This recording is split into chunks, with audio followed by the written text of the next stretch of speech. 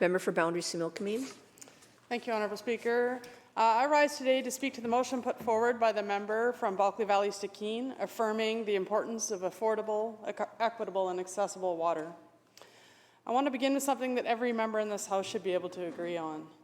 Clean water is not a luxury. It's not optional.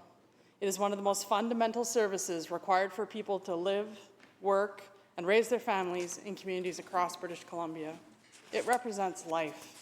It supports our homes, our schools, our hospitals, and our local economies. It supports agriculture, industry, and the long-term health of all British Columbians.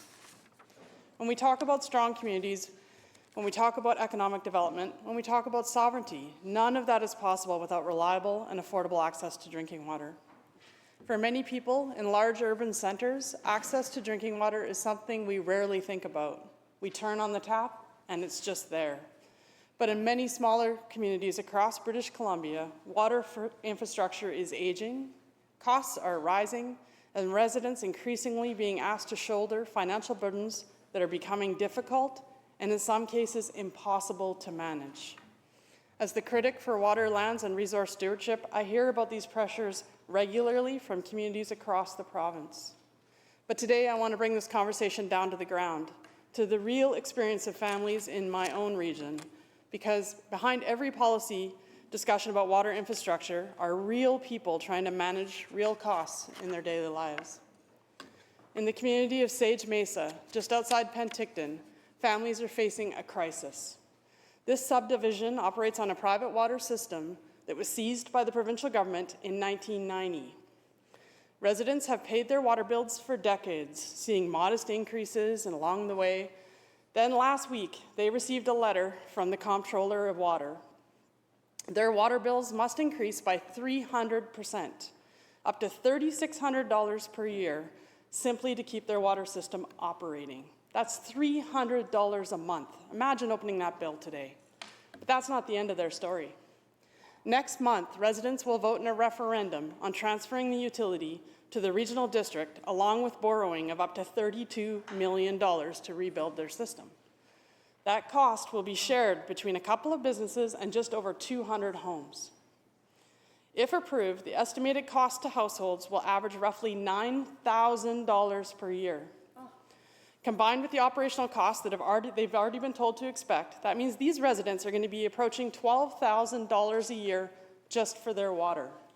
$1,000 a month. That's not their mortgage, that's not their hydro, that's not their groceries, that is just their water.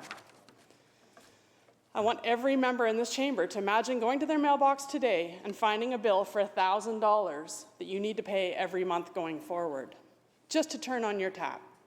Speaker, I've spoken directly with families in that community.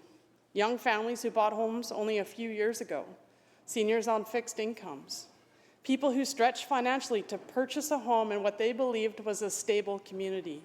They did not know this was coming, and now they're being told the cost of keeping water flowing to their homes is going to exceed what they can afford. So I ask the members of this House, is that what we consider affordable water in British Columbia? $1,000 a month. Because the families in Sage Mesa, that is the reality facing them today. And unfortunately, Sage Mesa is not alone. Across my riding, small communities are facing similar pressures. In Heritage Hills, a water infrastructure solution is estimated at roughly $13 million. In Skaha Estates, another community facing infrastructure needs, estimated at $12 million. These are small communities with less than 300 homes. They do not have a large tax base. They cannot simply tax their way out of the problem. At the same time, policy changes are triggering additional infrastructure requirements. In Kaleden, I have a new treatment standard requiring an ultraviolet system estimated at $4.5 million. In Hedley, naturally occurring arsenic levels now exceeded updated thresholds, requiring the development of an entirely new water source for the community. In Keremeos, residents were asked to support a new well simply to meet provincial housing density requirements. And in Asuyas, the community faces a $73 million price tag for the water treatment infrastructure required to meet their current standards. Their water today comes out looking like tea. For small communities, numbers like that are simply beyond their means. Across British Columbia, we are now seeing the consequences of decades of underinvestment in water infrastructure. The issue is systemic, and local governments are expected to manage these systems. Thank you, member.